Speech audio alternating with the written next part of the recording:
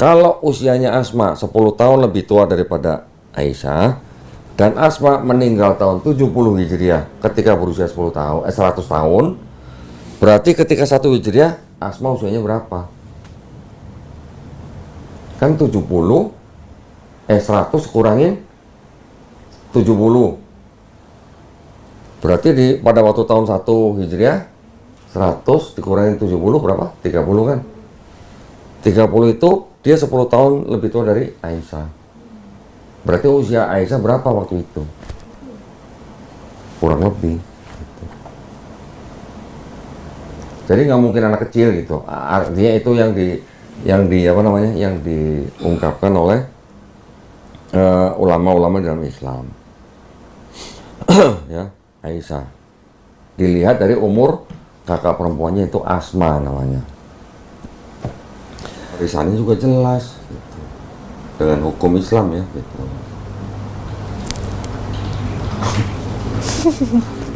Ya, di Amerika tahun itu satu orang lah,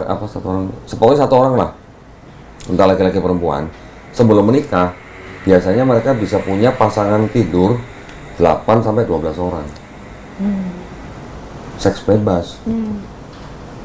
Di sini boleh nggak seks bebas? Di Bible nggak boleh juga sebenarnya kan. Orang Yahudi bukan suami istri melakukan perzinahan, diapain? Dirajam kalau ngikutin ini. Dijalankan nggak sama orang-orang Kristen yang di Amerika? Boro-boro. Kristennya di Amerika hanya sebagai industri gitu. Tapi di Islam, justru di Islam itu boleh dikatakan sebagai agama yang penganutnya paling banyak menjalankan agamanya. Kristen jumlahnya banyak, tapi kebanyakan tidak menjalankan kitabnya gitu. Betul nggak? Mungkin di Indonesia kalian banyak mungkin. Tapi kalau di Eropa kumpul kebo dan sebagainya, apa ngikutin ini? Kan enggak.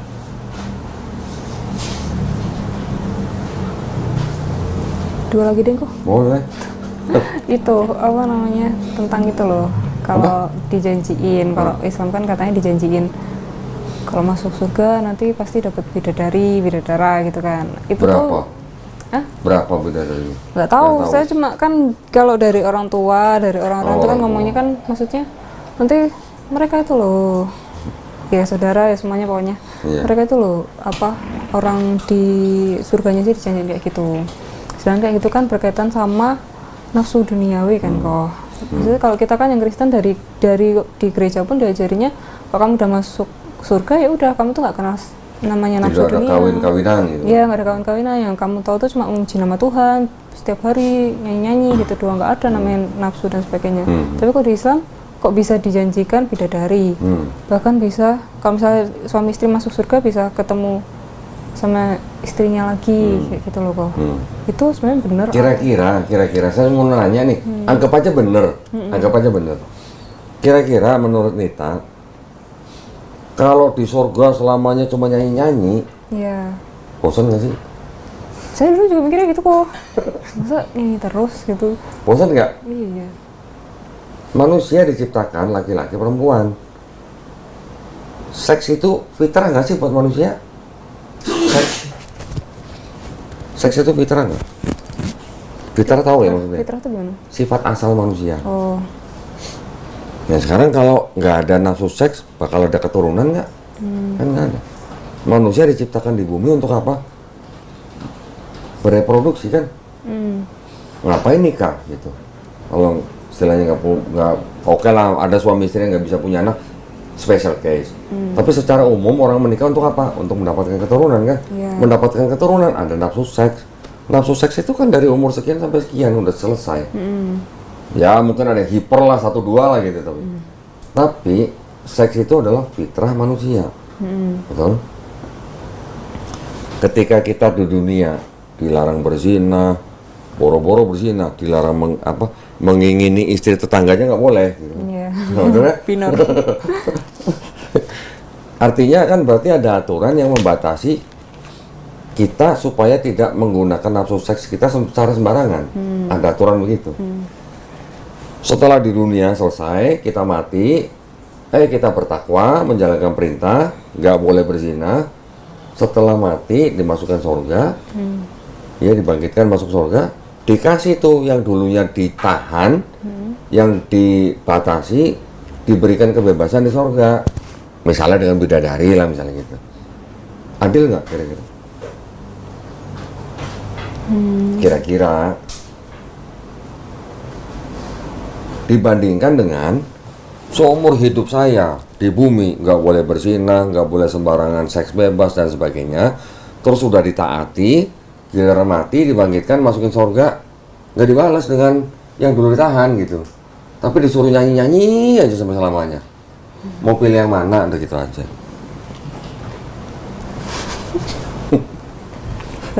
Ketanam di kepala tuh doktrinnya dari dulu nggak kebawa duniawinya gitu loh kok. Oke. Gitu, makanya kan saya jadi mikirnya ya, makanya saya yang nggak cocok itu tentang konsep surga. Ya karena orang Kristen tidak punya konsep bahwa kita di dunia ini lagi disuruh ngapain gitu. Ya. Buat orang Islam, dunia ini seperti penjara buat kita. Buat orang Islam loh, yang menjalankan Islamnya loh ya. Dunia ini laksana penjara buat kita. Kenapa? Karena kita dibatasi. Dibatasi dengan apa? Contoh istri tadi maksimal 4. Nggak boleh 100 lagi misalnya. Ya. Harus adil dan segala macam aturan begini, sholat, zakat, puasa, nggak boleh minum minuman keras, nggak boleh membunuh, nggak boleh merokok. Segala aturan yang di dalam Islam kita harus jalani. Kan berarti seolah-olah kita lagi di penjara. Oke, ada nafsu seks, tapi dibatasin, ada batasannya gitu. Kalau kita bisa lulus dengan semua aturan ini, harusnya kan dapat penghargaan dong. Kan begitu.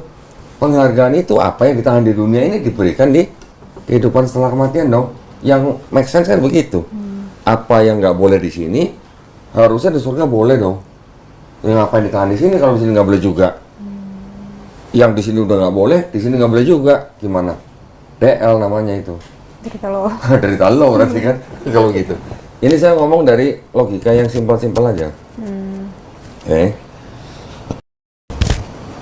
Lebih milih mana kira-kira Nita? Jujur-jujuran aja. mungkin karena saya cewek ya kok. Jadi kan soalnya yang Yang diceritakan disenangi cewek apa? apa? Apa coba? Harta? Perhiasan? Ya duit Iya. sih. Ya sekarang kalau kamu hidup di dunia, kan nggak boleh mencuri, nggak boleh apa, artinya kamu kalau mau beli perhiasan kan beli sendiri atau nunggu orang yang ngasih gitu kan. Dia pernah ngasih nggak? Belum. Oh boro-boro ya. Artinya kalau kamu nggak bisa mudah mendapatkan perhiasan di dunia, kamu tahan, kamu nggak mencuri, nggak apa segala macam, ketika kamu mati pindah ke surga, dibalasnya dengan apa? Yang keinginannya itu Iya, dan dibalasnya dengan apa? perhiasan. Iya, itu kan yang adil. Soalnya kan bilangnya kayak itu tadi, misalkan kita dua-duanya masuk surga gitu. Terus istrinya, misal yang meninggal duluan istrinya udah nunggu suaminya di surga. Terus suaminya masuk surga, yang dicari bidadari, terus ngasih istrinya gitu. Atau siapa, nggak cuma hanya begitu. Nah, sekarang saya kasih tahu ini. Yang mengatakan 72 bidadari. Nah, nih 72 biasanya diserang, yang kita terima serangan itu adalah 72. di Islam ada janji nanti kalau masuk surga yang laki-laki dapat 72 bidadari. 72 bidadari itu tidak ada di dalam Quran. Tidak ada Allah pernah menjanjikan 72 bidadari di dalam Quran. Yang ada di dalam hadis. Hadis ini adalah yang tadi saya bilang sabda, perbuatan atau diamnya Nabi. Di hadis ini 72 bidadari itu diceritakan adalah sebagai ganjaran buat orang-orang Islam yang berjuang di jalan Allah dalam perang dan mati dalam peperangan itu. Artinya orang itu matinya mati apa? Mati syahid. Nah, make sense nggak orang mati syahid dijanjikan dengan 72 bidadari? Ya make sense aja, kenapa nggak make sense? Mati syahid demi agamanya. Kenapa nggak boleh? Salahnya di mana? Oke. Sampai sini dulu nih. Bisa dicerna? Oke. Bisa. Nah, orang yang nggak mati syahid, apa dijanjikan 72 bidadari? Nggak ada begitu. Nggak begitu. Nah, Itu hanya janji untuk orang-orang Arab, orang-orang padang gurun, yang kerjanya berperang, yang ini membela agamanya, yang ini ingin menguasai wilayah dan sebagainya. Dan orang pada zaman itu, ya seks itu memang merupakan salah satu fitrah gitu. Yang biasanya ngelihat wanita dengan pakaian tertutup dan segala macam, dijanjikan bidadari. Siapa yang nggak punya motivasi? Sama seperti orang yang dijanjikan, lo kalau perang dapat ini gitu lah, kira-kira gitu lah. Oke? Sampai di situ, saya ingin membandingkan dengan ini. Kalau tadi ibunya atau tantenya bilang di Kristen nggak ada kawin-mawin, nggak ada kan katanya? Cuma nyanyi-nyanyi aja. Saya kasih ini. Pengen nanya, ini saya cuma nanya lo ya. Iya. Bukan apa-apa loh, cuma nanya.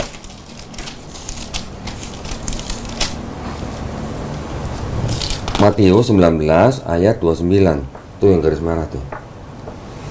Dan setiap orang yang karena namaku meninggalkan rumahnya, saudaranya laki-laki atau saudara yang perempuan, bapak atau ibunya, anak-anak atau ladangnya akan menerima kembali 100 kali lipat dan akan memperoleh hidup yang kekal.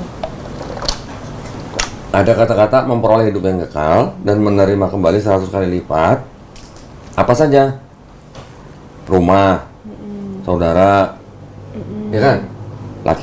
Saudara laki-laki, saudara perempuan, bapak ibu, anak-anak dan ladangnya. Artinya di hidup kekal dapat 100 kali lipat itu kan? Bapaknya 100, ibunya 100, rumahnya 100, saudara laki-laki dan perempuan masing-masing 100, betul nggak?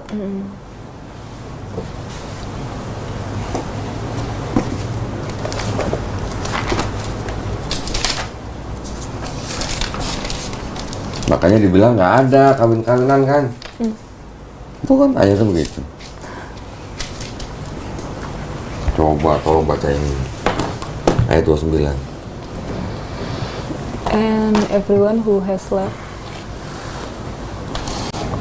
Apa? house or brothers or sister or father or mother or wife or children or lands for my name's sake shall receive 100-fold and inherit eternal life. Tadi yang di sini ada kata istri nggak?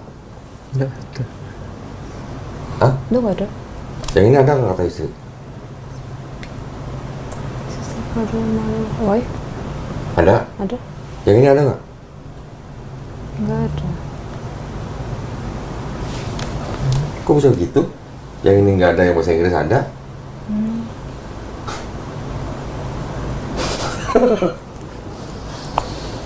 Kalau bahasa Inggris itu ada perubahan terjemahan nggak?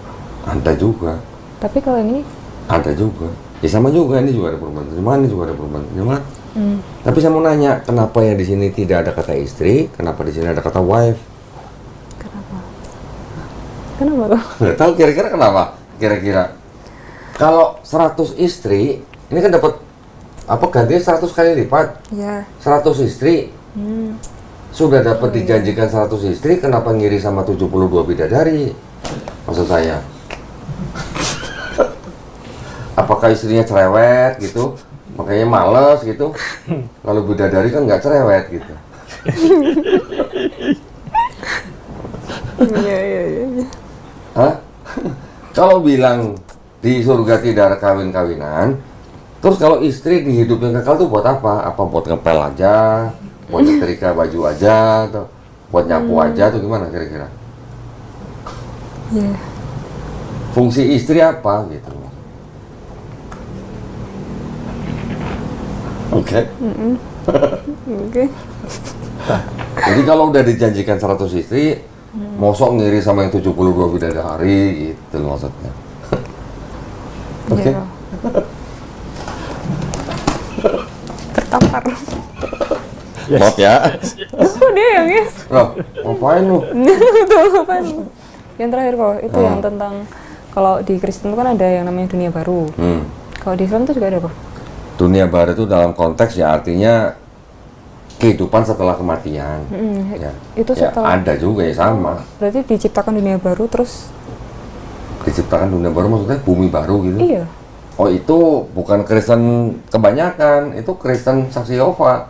Loh, kok tantenya kemarin bilang gitu ya, Pak? Nah, Memang itu dia bukan saksi Yehova. oh oke. Mungkin dia ngambil dari yang ini. Oke. Di Islam kita tidak memahami bahwa akan diciptakan bumi baru. Enggak, saya belum pernah menemukan narasi seperti itu sih. Karena di Islam kita juga mempercayai ada kiamat gitu. Iya. Ya, kiamat oke, mungkin ada pemahaman dari ulama-ulama kita ada kiamat kecil, kiamat besar. Kalau sudah kiamat besar berarti ya udah seluruh alam semesta gitu. Iya. Kiamat kecil itu artinya lokal gitu. Belum pernah sih saya baca ada dunia istilah diciptakan alam semesta atau bumi baru, itu saya belum pernah baca. Berarti kalau karena gini, karena di Islam kita memahami ada beberapa alam. Alam ya. Pertama kali kita hidup di alam ruh. Ya, kita langsung diciptakan Allah sebagai ruh, hidupnya di alam ruh. Setelah jadi di alam ruh, kita ditiupkan kepada janin yang menjadi tubuh manusia kita. Itu artinya hidup di dalam alam rahim.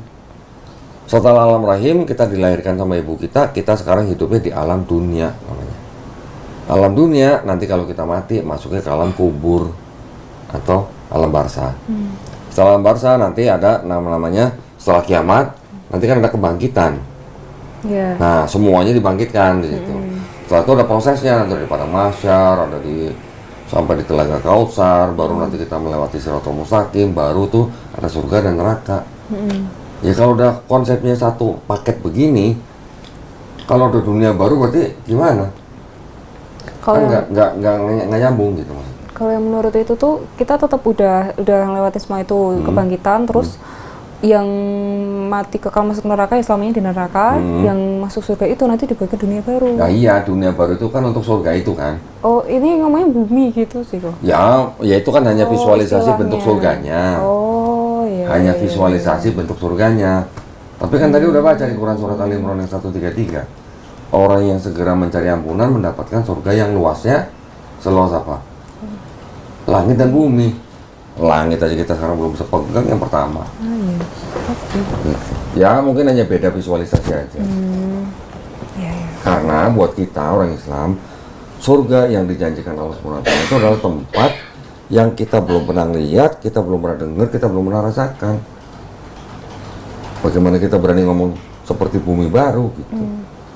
Kalau dunia barunya dalam pengertian dunia yang disebut dengan surga, ya itu masuk aja, bisa aja gitu. Bedanya kan kalau kita 72 bidadari, yang sono 100 istri.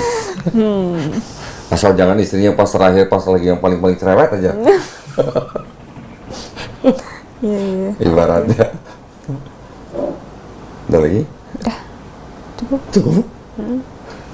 Ayo. Alhamdulillah. Terjawab semua. Kalau ada yang kurang puas, monggo silakan, jangan sungkan-sungkan. Apa ya, sudah semua kayaknya. Udah sih kok. Nggak ada yang nyerang tentang pernikahan Nabi dengan Aisyah. Itu baru tadi bahas. Oh, udah bahas. Ini apa? Iya kan dikatain. Saya tuh kan dikirimin link sama papa kan. Memang saya nggak lihat semuanya. Terus ya tentang ya itu sempat ada video yang mengatakan Nabi Muhammad itu apa sih suka sama usia di bawah itu kan. Anak kecil. Sebutannya pedofil. Ya pedofil gitu. Terus? Nah itu gimana? Udah dapet jawabannya belum? Jawabannya adalah karena di masa itu memang menikahi umur segitu hal yang biasa. Normal. Oh, dibuktikan di Bible. Boleh? Iya. Nah sekarang Ishak, tahu kan Ishak, anaknya Abraham, Iya. menikahi istrinya namanya siapa? Siapa yang namanya lupa? Hah? Lupa namanya apa? Ribka. Ribka. Oh. Berapa usianya Ribka waktu dia nikahi sama Abraham? Ayo. Berapa 7? Di sini nggak tertulis memang, karena kalau Kalau ngikutin kisahnya ketika Ishak mau disembelih, nggak jadi disembelih. Di sini ketika dia mau disembelih itu ada cerita di sini lahirlah Ribka. Betul kan? Di sini. Nah di sini. Di sini memang diceritakan baru lahir Ribka, baru nanti di sini ayatnya setelahnya baru ada cerita Ribka dipinang oleh Ishak gitu. Di sini tidak disebutkan umurnya. Oke? Bentar.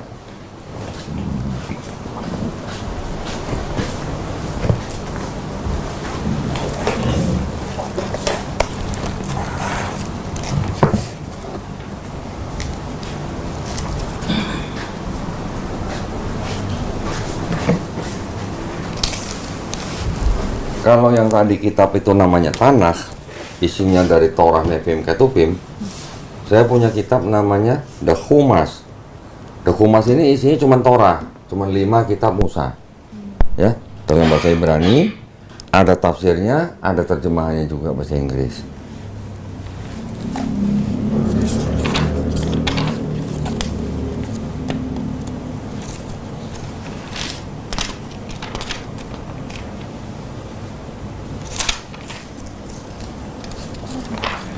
Nah, ini cerita tentang kejadian pasal 24 ketika yang tadi disebutkan Ribka dipinang oleh Ishak.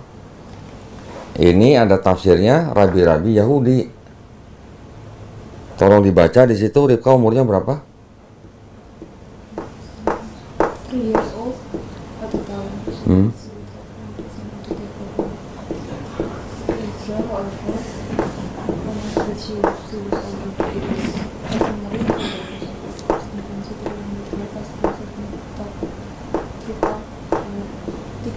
Tiga tahun.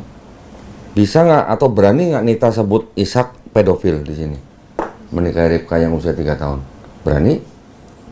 Saya aja nggak berani. Saya aja nggak berani menyebut Ishak pedofil dengan tafsir seperti itu. Kenapa? Istilah pedofil itu baru ada di abad 19 yang menciptakan seorang psikolog dari Wina Eropa ya. Istilah pedofil itu ditujukan kepada orang yang punya penyakit kejiwaan, suka dengan anak kecil. Dan biasanya orang-orang pedofil itu punya ciri-ciri. Dia IQ-nya rendah. Ya. Terus dia biasanya orang-orang pendek. Dan dia tidak menikahi korbannya. Itu yang disebut pedofil. Jadi kita harus tahu istilah pedofil itu artinya apa. Jangan main pinjam istilah tapi kita nggak tahu artinya gitu. Orang Yahudi itu sama dengan orang Arab, bangsa Semitik namanya, ya kan, bangsa dari keturunan Sem, dari Nabi Nuh. Kalau Ishak menikahi Ribka usia 3 tahun, berani nggak kita sebut Ishak sebagai pedofil? Saya orang Islam aja nggak berani sebut begitu. Kenapa? Yang disebut dengan menikah di sini itu adalah di booking, bukan langsung ditidurin gitu maksudnya. Ya, jadi orang bangsa Semitik itu memang punya tradisi perempuan-perempuan, anak-anak perempuan yang masih muda itu ditunangkan. Ya, setelah ditunangkan, setelah perempuan itu datang bulan, baru dia boleh ditidurin. Ya. Sekarang Maria ibunya Yesus ketika hamil Yesus umur berapa? Pasti nggak tahu karena di Bible nggak ada memang. Dari dokumen di luar Bible bisa ketahuan.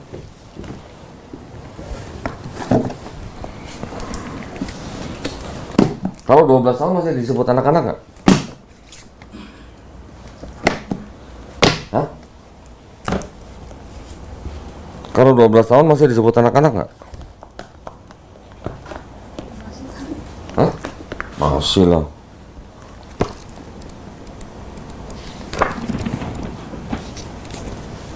Yang kuning atas. Di sini dong. Lupa ada handphone. lupa. Ini bukunya ya. Ini susah ngeliatin cover bukunya.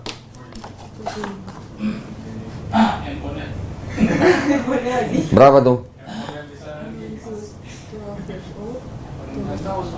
Maria ketika mengandung 12 tahun, mengandung Yesus. Yusufnya umur berapa?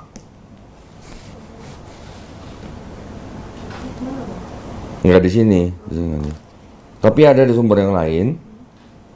Yusufnya tuh 90 tahun. Ada di di website. Saya ada catatannya, ada linknya. Oke, mau berapapun lah umurnya Yusuf. Tradisinya sih Yusuf itu adalah seorang duda beranak 6. Di Bible nggak disebutin. Di Quran boro-boro. Di Quran nggak disebutin Yusuf. Di Quran nggak kenal Yusuf. Nggak ada. Di itu ada di sebuah website. Yusuf umurnya 90 tahun, seorang duda, anak 6.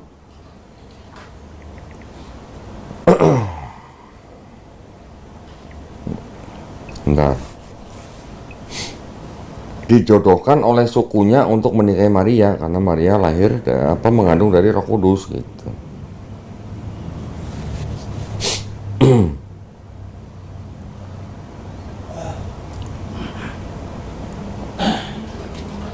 Saya nanti bisa kasih linknya, tapi maksud saya gini, berapapun usia Yusuf yang menikahi Maria umur 12 tahun lagi hamil Yesus, itu Yusufnya bisa disebut pedofil.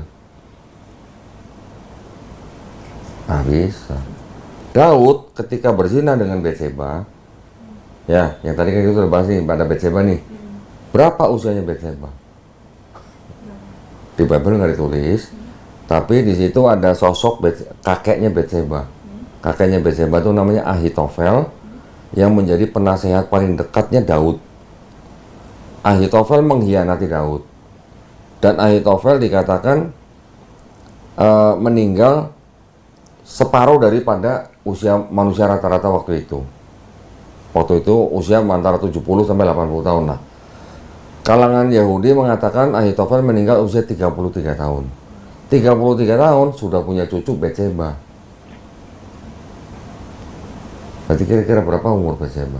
Cucunya Ahitofel yang mati usia 33 tahun. Tidak lebih dari 7 sampai 9 tahun ketika dizinai oleh Daud di dalam Bible. Berani nggak sebut Daud pedofil? Ya, ini jawaban dari perbandingan. Kita bandingkan dulu antara tradisi orang-orang Semitik, apakah masuk disebut pedofil? Okay.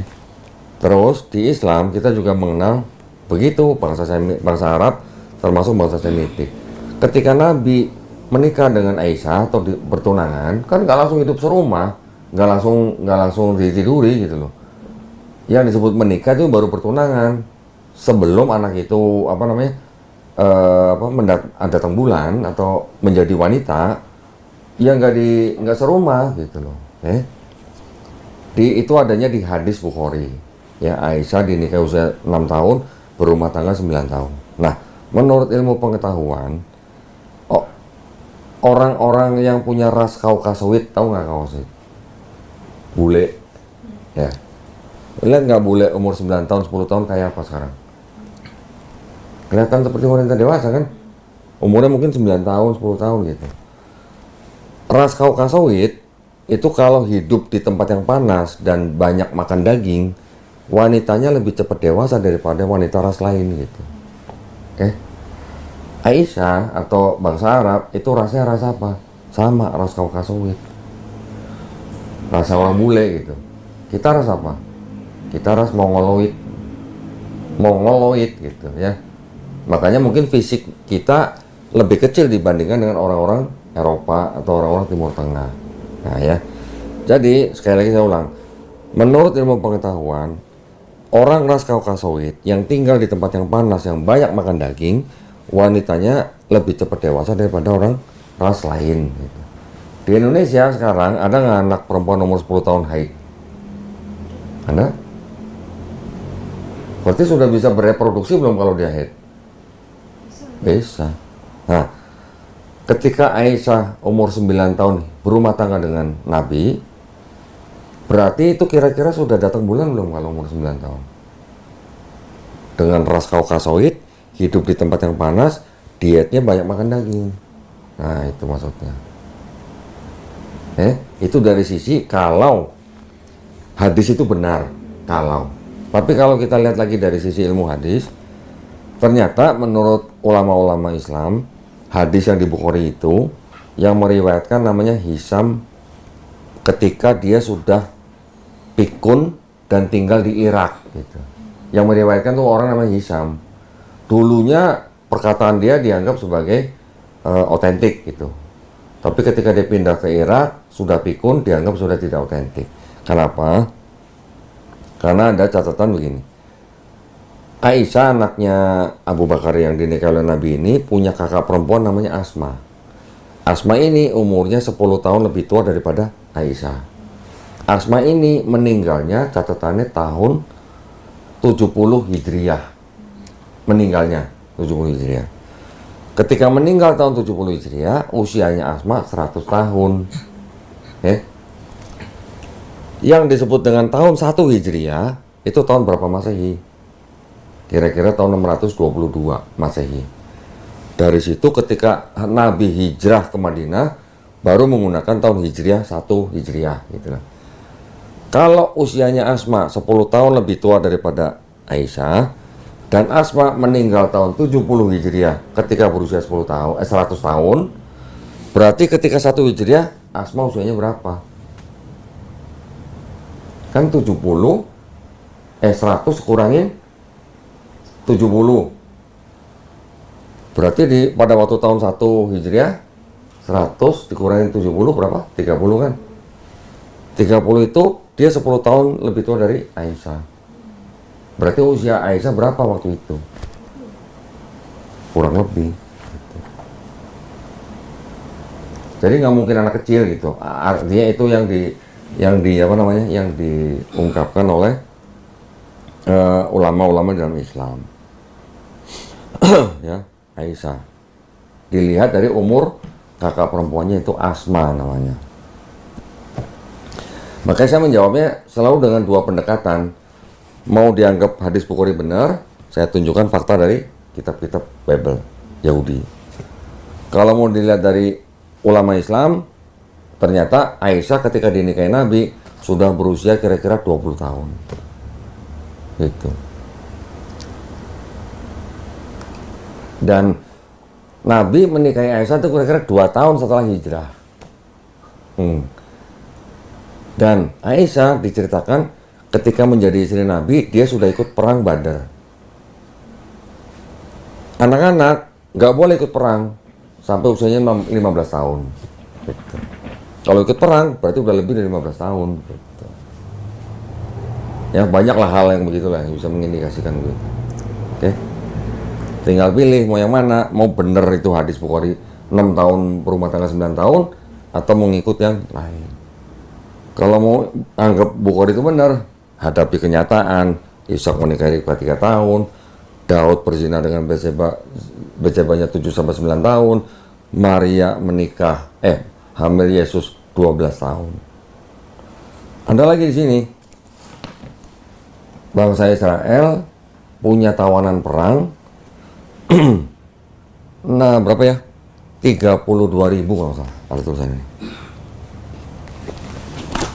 Bilangan 31.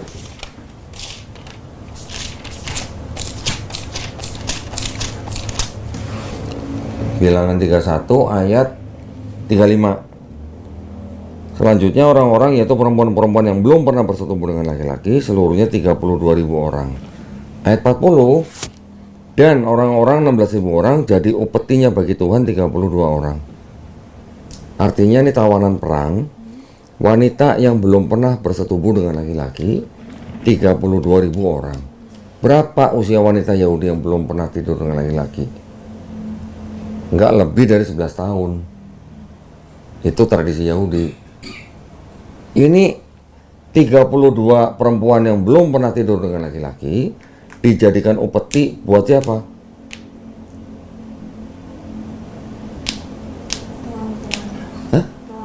Ini loh. Jadi upetinya bagi kok Musa? Tolong baca nih yang saya pegang tangan nih. Jadi upeti Tuhan butuh upeti wanita yang belum pernah tidur sama laki-laki. Kenapa nggak sebut Tuhan yang di sini pedofil gitu sekalian? Oh, maksud saya gitu.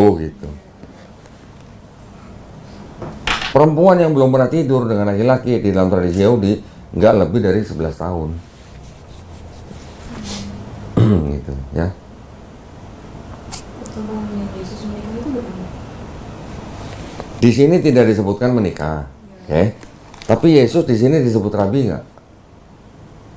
Iya. Ya, muridnya sendiri nggak menyebut Yesus rabi kan? Kalau dalam tradisi Yahudi, rabi itu biasanya menikah. Tradisi ya, walaupun tidak tertulis menikah, saya juga tidak berani mengatakan di kitabnya Kristen Yesus menikah, saya nggak berani ngomong. Tapi kalau saya hanya berani ngasih referensi bahwa di tradisi Yahudi, rabi itu biasa menikah. Mungkin ada 1 dari 100 atau 1 dari 1000 rabi yang nggak menikah ada. Tapi rata-rata rabi menikah. Gitu. Oke, saya kasih ini. Ada Kristen-Kristen yang punya gospel, tulisannya begini.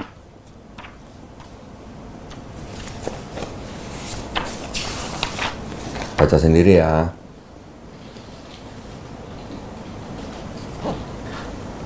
Siapa tuh? Ya, yang kuning-kuning tuh.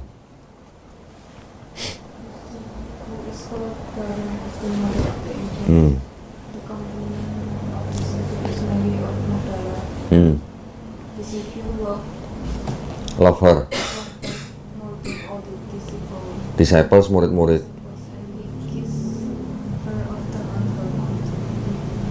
Yesus sering mencium Maria Magdalena di bibirnya. Kalau orang Yahudi, laki perempuan, bukan suami istri, cium-ciuman di bibir, diapain? Nah, berarti kemungkinan Yesus sama Maria Magdalena itu apa? Kalau nggak dirajam. Nah, kira-kira gitu. Jadi kita juga melihat cerita-cerita di sini segala macam, ya kan kita bisa compare dengan tradisi Yahudi. Bahkan dari perjanjian lama udah ada aturannya. Rajam segala macam. Cukup menjawab. Saya nggak berani bilang Yesus menikah di dalam Bible Kristen. Satu, ada bukti itu. Kristen lain yang percaya Yesus sering cuma di bibir sama wanita. Itu kan ada saksinya atau gimana? Ini ada saksinya nggak? Sama aja. Jadi pertanyaan itu sebenarnya kurang relevan. Karena kalau nanya itu saksi, ada saksinya. Gitu. Yang kedua, ada seorang profesor namanya Barbara Thiering yang memeriksa dokumen-dokumen Dead Sea Scroll, pernah dengar? Gulungan Laut Mati. Selama sekian puluh tahun dia memeriksa, ada satu kertas, Yesus berkata, istriku, gitu katanya. Tapi cuma potongan kertas. Jadi menurut Profesor Barbara Thiering, Yesus punya istri. Dan ketika Yesus kakinya diurapi oleh perempuan, boleh nggak perempuan ngusap-ngusap kakinya laki-laki pakai rambut gitu? Tradisi Yahudi. Boleh nggak? Pegangan kulit boleh nggak? Beda jenis beda jenis kelamin. Nggak boleh. Jadi menurut Profesor Barbara Thiering, di Bible ada cerita Yesus diurapi kakinya, bisa jadi itu adalah proses pernikahan Yesus. Tapi ternyata kisahnya Yesus diurapi kakinya sama wanita, ternyata tuh nyadur novel. Nah, ini mulai nih. Ini mulai berita. Siapa tuh? Homeric Epics and the Gospel of Mark. Nah, kalau pakai handphone gini saya bisa nunjukin nih. Penulis Gospel Markus itu menyadur novelnya Homer. Tahu Homer? Penulis novel abad 8 sebelum Masehi. Homer menulis tentang Raja Odyssey. Kisah kembalinya Raja Odyssey dari kota Trojan ke negerinya kerajaan Iliad selama 10 tahun. Kisah itu disadur sama penulis Markus. Yang naik kapal, kena badai lah. Nanti yang di tempat ada orang kerasukan setan dan sebagainya lah. Yang Raja Odise juga kakinya diurapi sama wanita sebelum pulang lah gitu. Ya, ini contohnya. Contoh cerita Odyssey ini Parable of Wicked Tenants. Ini juga Markus. Odyssey, Markus.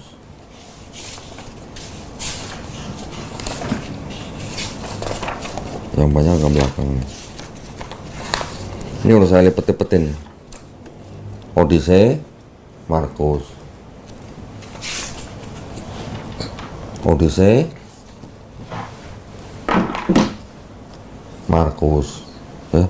Jadi yang diambil ceritanya, nama orang dan nama tempatnya diganti-ganti. Nih, Odyssey, Markus. Odyssey, Markus, ya kan? Odyssey, Markus. Banyak nih udah saya tanda-tandain semua nih. Silakan kalau mau baca detail beli bukunya. Pendeta belum ada yang berani bantah ini. Kenapa? Karena penulis buku ini punya dokumen gospel, punya dokumen Iliad yang menceritakan Odyssey. Dibandingkan, kok ceritanya banyak yang mirip. Cuman nama orang dan nama tempatnya beda, gitu aja. Penulis Markus nih. Penulis Markus kan nyadur ini. Penulis Matius dan Lukas menyadur Markus. Penulis Yohanes nyadur ini. Penulis namanya Euripides menulis tentang Dionysus, anak dewa Zeus. Pernah dengar dewa anggur? Nah ini Dionysus, dewa anggur.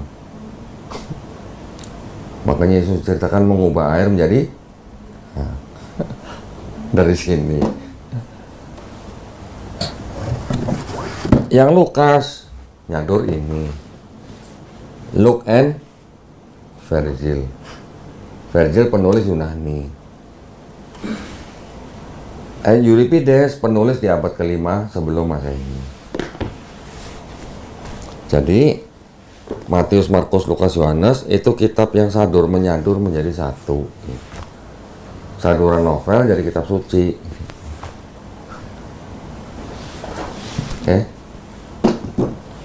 Ini kemana-mana saya bawa. Kalau ada pendeta yang bisa bantai ini, saya seneng banget kalau ada pendeta yang bisa bantai ini.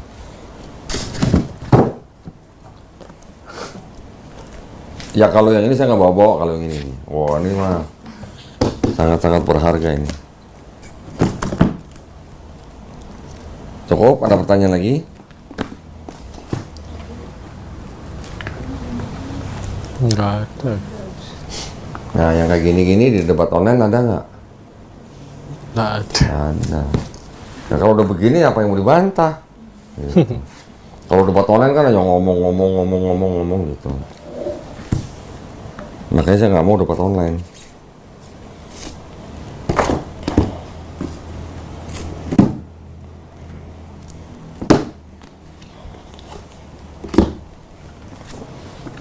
Susah kan kalau debat online nunjukin bukti-bukti begini. Oh iya, kamu belum lihat yang ayat tidak asli ya? Belum lihat yang ayat tidak asli ya? Ayat? Ayat tidak asli. Belum lihat ya? Belum. Terakhir ya? Penutup ya? Ini kita suci apa? Kelihatannya? Tulisannya apa nih? Itu untuk diperdagangkan. Kitab suci dengan pengantar tahun 2009 dipersembahkan oleh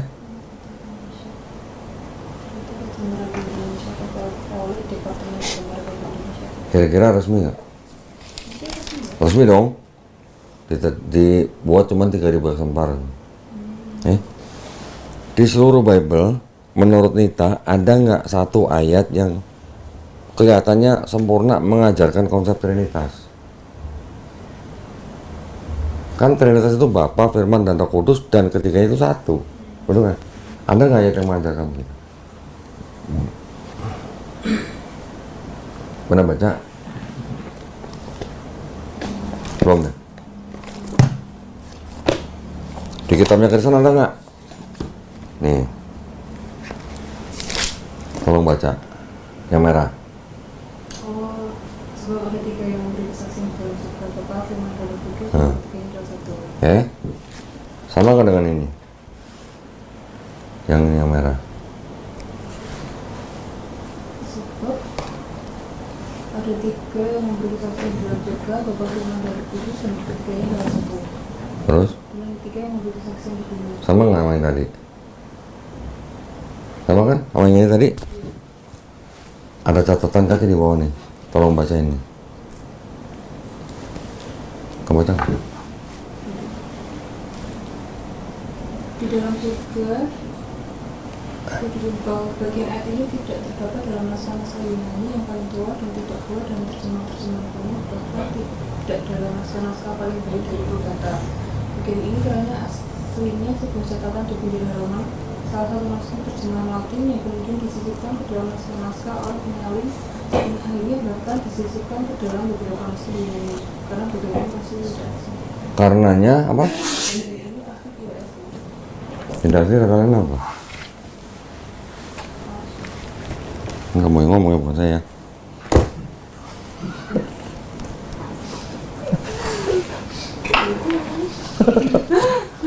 Jadi kita cuma baca ya. Ya begitulah kira-kira. Itu di kata tulis ya? Sama isinya kan dari sama yang Protestan. Itu kok katolik masih percaya Trinity? Ya memang. Tapi ya bisa kan lagi. Itu kan kita buat calon pastor. Kan tidak untuk diperdagangkan. Iya. Memang pastor mengajarkan itu. Iya. Nah, nanti kalau di mimbar mereka bilang, di Bible kita ada ayat yang pasti tidak asli. Bubar nanti jemaatnya. Iya ya. Kristen lah. Coba dia tahu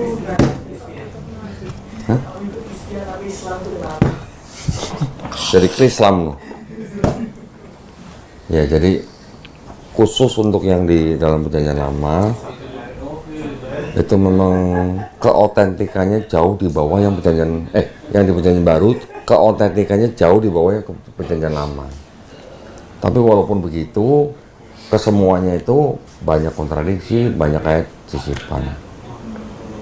Udah sisipan, saduran, tambahan, pinjaman.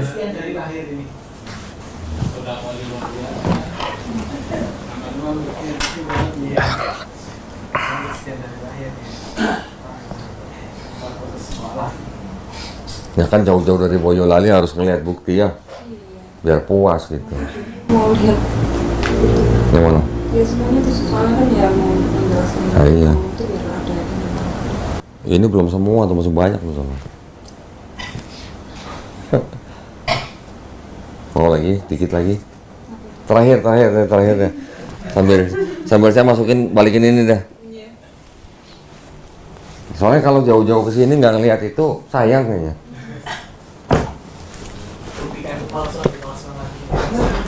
Enggak, ini bukan kepalsuan.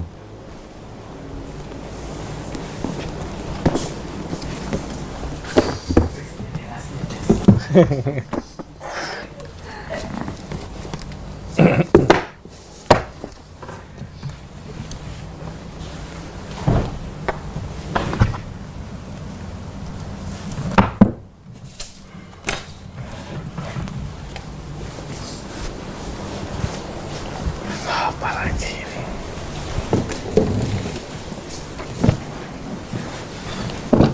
Pernah ngeliat ini nggak?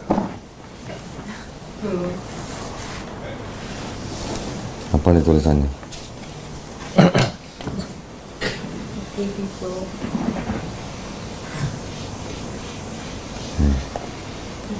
Ini namanya Queen James Bible, ya.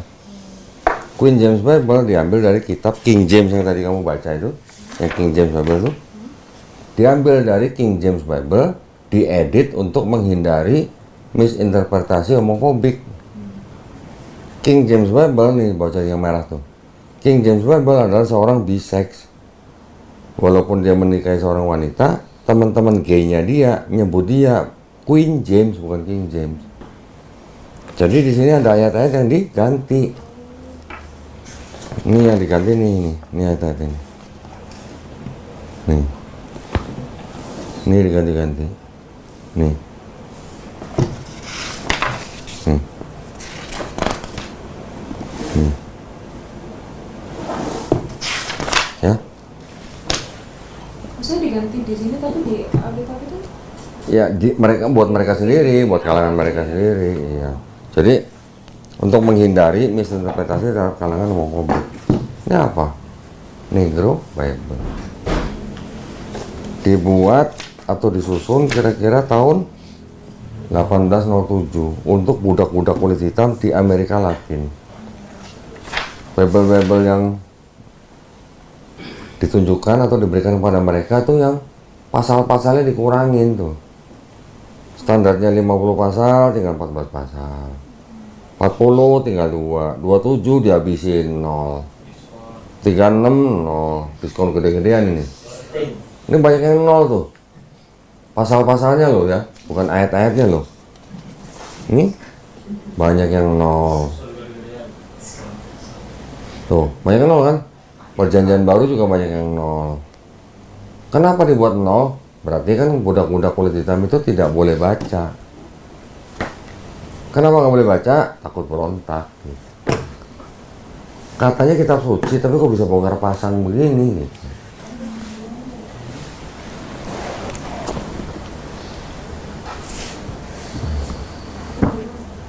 Hah? Ini beli di Amazon, Amazon.com. Sekarang beli buku di Amazon.com nggak sampai 10 hari nyampe. Nggak sampai 10 hari.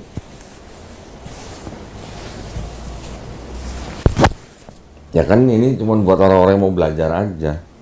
Kalau saya kan ingin membuktikan gitu.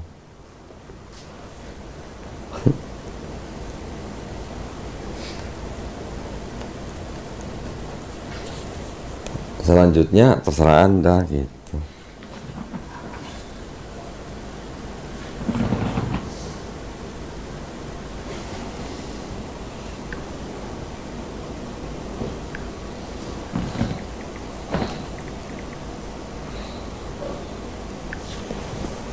Nih, yang umur Maria dan Yusuf nih di sini, Anda di sini.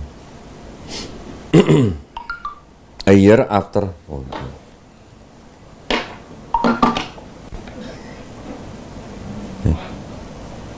nih. A year after apa tuh? A year after his wife's death, as the priest announced through Judea that they wish to find the tribe of Judah a respectable man to espouse Mary. Then, 12 to 14 years of age, Joseph, who was at the time 90 years old, berapa umur Yosef? Yusuf 90 tahun. Marianya 12 sampai 14 tahun. Ini di Katolik Encyclopedia volume 8. Ini ada linknya di sini ntar nih. Nih. Nah ini linknya nih. Nih. Ada buktinya itu. Cuman saya nyari belum dapat ini. Jelaskan di situ. 12 to 14 years old. 90 years old tuh kelihatan nggak? Oh. Oh. Handphonenya apa ininya?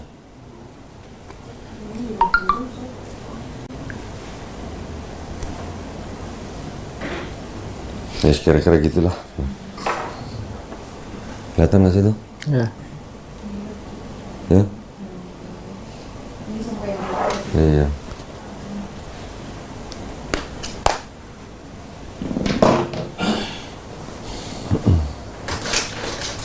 Gimana?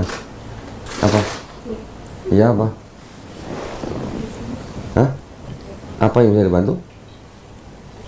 Sudah cukup. Apa? Mau syahadat sekarang? Masya Allah, Alhamdulillah. Masya Allah. Nggak ada yang maksa ya? Alhamdulillah. Saya minta kalau mau syahadat boleh nggak pakai jilbab? Ya, rambut kamu bagus, tapi buat suami aja gitu. Ya, boleh ya. Alhamdulillah. Oh walah. Ya nggak apa-apa lah udah. Udah siapin? Ya, kamu ganti baterai dulu deh. Sambil nunggu pakai jilbab, saya juga mau sebat dulu ah.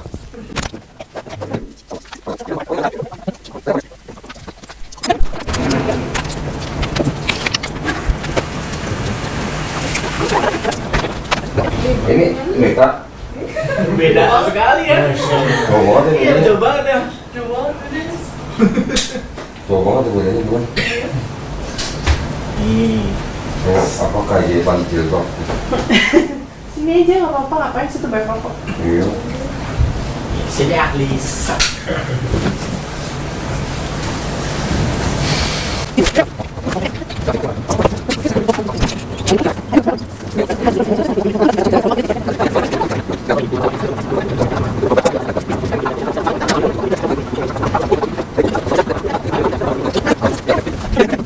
Coba ketawa. Coba ketawa. Ketawa beda banget. Oh ya?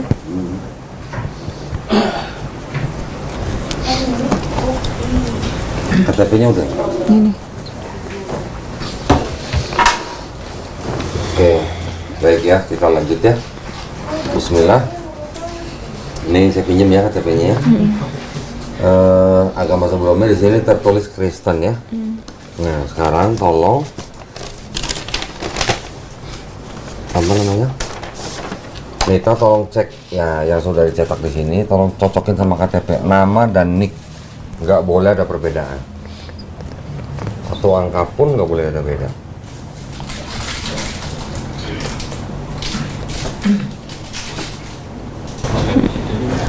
Udah. Udah, sama ya? Ya. Alhamdulillah. Baik, kalau gitu kita lanjut. Alhamdulillah pada malam hari ini, dini hari ini, jam 1.14, Masya Allah. Nita yang tadi datang sebagai Kristen memberikan banyak pertanyaan. Alhamdulillah Nita sekarang menyatakan keinginannya untuk memeluk agama Islam.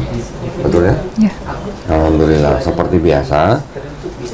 Kalau video ada kita Oke, seperti biasa saya harus bertanya 3 pertanyaan. Yang pertama, apakah Nita Iya. menyatakan keinginan untuk memeluk agama Islam itu atas keinginan sendiri atau ada paksaan dari orang lain? Keinginan sendiri. Alhamdulillah. Yang kedua, kalau dengar tadi cerita mama dan tantenya, kira-kira kalau mamanya tahu Nita masuk Islam, apa yang akan terjadi? Perang dunia kah? Mungkin perang dunia kali ya. Atau piring terbang kah? Iya. Oke, ya, berarti itu adalah resiko. Ya, Nita sudah tahu resikonya kan? Iya. Tapi saya mau berpesan bahwa walaupun mamanya menentang, marah atau bagaimana, Nita sebagai anak kandungnya boleh menjawab mamanya, tapi harus dengan cara yang paling lembut, ya.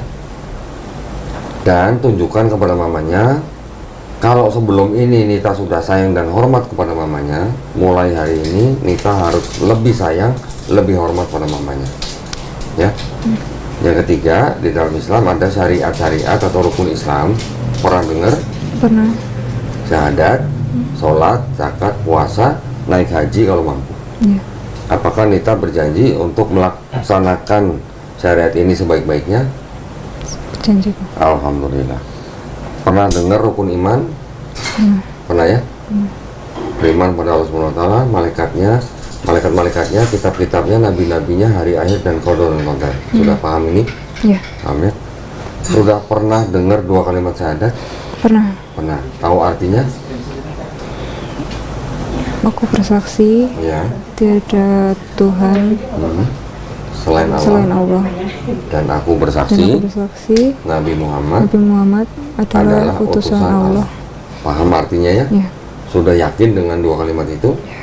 Sudah mau terima dalam hati? Sudah mau taat? Mau jujur? Ya. Dan terakhir mau cinta dengan 2 kalimat itu? Ya.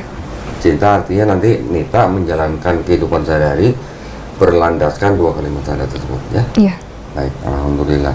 Kalau sudah siap, tolong dibaca dari sini dengan menyebut nama Allah dan seterusnya, sesungguhnya dan seterusnya. Quran surat Ali Imran ayat 19. Dengan ini saya nama sebutkan, langsung loncat ke agama sebelumnya aja.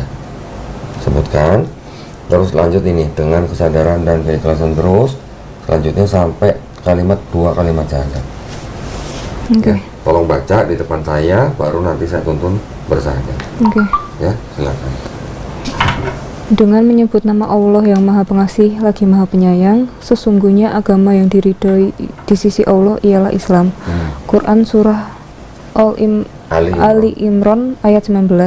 Dengan ini saya Dianita Desara Slefta, tempat tanggal lahir suku agama sebelumnya Kristen, dengan kesadaran dan keikhlasan sendiri tanpa ada paksaan dari siapapun di hadapan pembimbing dan para saksi, saya telah melepaskan agama yang semula dianut dan selanjutnya memeluk agama Islam dengan mengucapkan dua kalimat syahadat. Nah, sekarang Nita tangan kanannya begini, telunjuknya ke atas ya, bukan ke depan ya. Ini ya.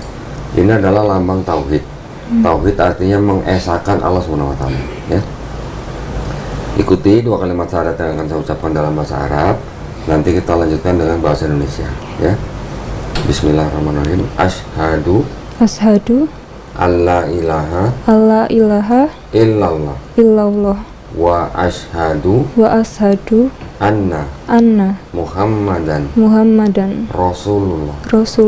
Aku bersaksi tiada yang layak disembah selain Allah, dan aku bersaksi Nabi Muhammad adalah utusan Allah. Alhamdulillah, lancar. Alhamdulillah. Nita sudah muslim. Ya, muslim artinya orang yang berserah diri kepada kehendak penciptanya. Muslim orangnya, Islam ajarannya atau agamanya, ya. Jadi kalau Islam berserah diri, muslim adalah orang yang berislam atau orang yang berserah diri kepada penciptanya, ya. Alhamdulillah. Udah latihan kayaknya di syahadatnya. Sering dengar soalnya. Oh, sering dengar, Masya Allah. Tolong tanda tangan di atas materai, tulis nama di bawahnya ya. Udah berapa lama nonton video-video saya? Lama kok, berbulan-bulan. Berbulan-bulan. Oh, oke. Alhamdulillah. Makanya kemarin itu kan mau cari jadwalnya Kodoli itu sibuk banget. Oh, itu mah tergantung Melisa. Berarti sibuknya. Antriannya panjang. Berarti sibuknya saya tergantung Melisa berarti. Bawa foto nggak? Enggak iko. Enggak ya, nggak apa-apa. Sertifikat ini tetap kita kasihkan kepada Nita dengan tujuan untuk segera Nita bisa mengganti kolom agama di KTP. Iya. Kalau mau ganti kolom agama di KTP, tinggal ke kelurahan, cari petugas Dukcapil, serahkan KTP, sertifikat mualaf, dan KK. Kartu keluarga. Kalau misalnya Nita masih punya kesulitan untuk mengganti kolom agama KTP karena satu dan lain hal, misalnya karena urusan keluarga, nggak ganti dulu nggak apa-apa, tapi komunikasi dengan kita, ya. Dicari celahnya atau waktu dan timing yang tepat untuk segera mengganti KTP. Oke. Kalau KTP-nya sudah ganti, segera tolong difoto kirim ke kita, ya. Oke kok. Ngurus penggantian kolom agama di KTP di kelurahan itu nggak sampai 1 hari, jadi harusnya, ya. Ini saya masukkan ke sini, di scan dulu ya. KTP-nya saya pulangin. Saya ingin memberikan bingkisan buat Nita.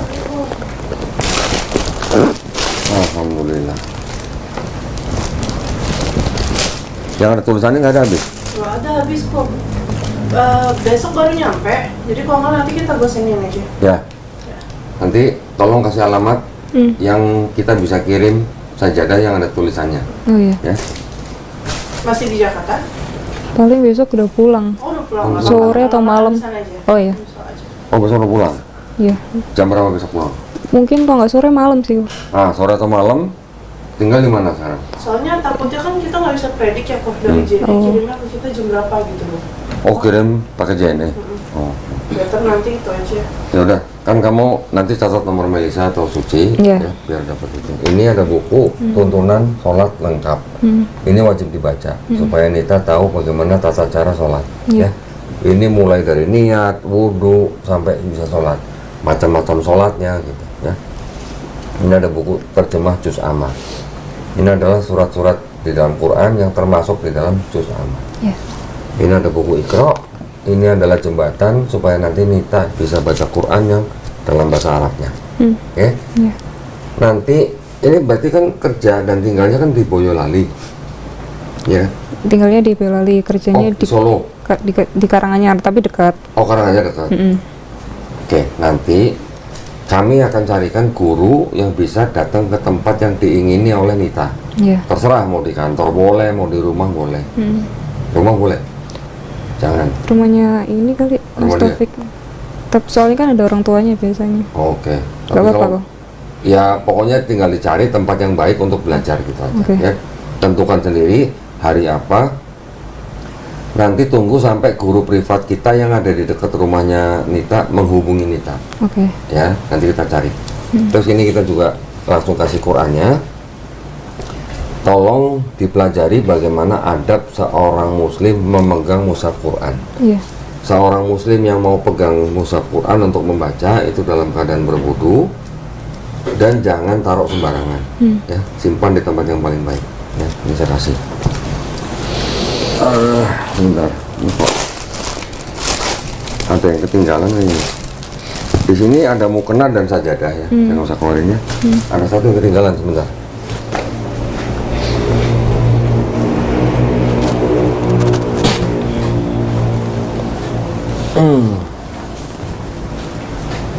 Ini adalah uang zakat. Di dalam Islam kita mengenal ada uang zakat yang diperuntukkan bagi 8 aslaf. Salah satunya adalah orang-orang yang baru masuk Islam seperti Nita. Tolong diterima dengan baik, mudah-mudahan bermanfaat, bisa dipakai untuk apa aja nanti. Jangan dilihat jumlahnya ya, nggak sampai 2 miliar. Bisa masukin ya sini ya. Iya.